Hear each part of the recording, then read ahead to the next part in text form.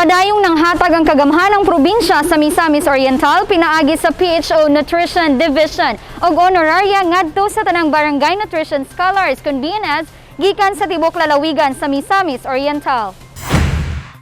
Mulangkob sa 563 ang sumatotal nga ihap sa tanang BNS gikan sa este ug westing bahin ning lalawigan kung asa matag usa kanila makadawat og kantidad nga tag 3,000 pesos matag kwarter. Matud ni Nutrition Division Head Ms. Marites Gomez, kinsa maoy nangulo sa distribusyon nga mokabat na sa 1,689,000 pesos ang kantidad alang sa second quarter ning tuig 2021.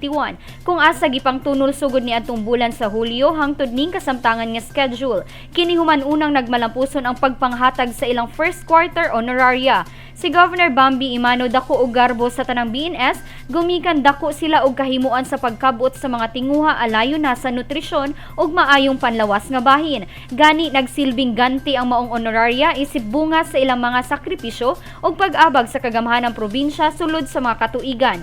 Ning panahon sa pandemya, giubanan pa og uban pang wala gidahom nga mga katalagman, nagpabiling dakong impluwensya ang maayong liderato ni Governor Bambi nga anaa sa katungdanan aron dili mapasagdan ang katawhan panahon nga magkinahanglan.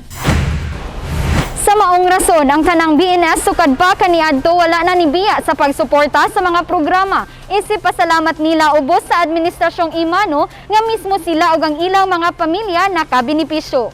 Kauban si Mark Anthony Pareha sa kamera. Ako si Lambert Regian Amor Maygay. Alang sa limpyog mataro nga panggobyerno, padayon Pilipino.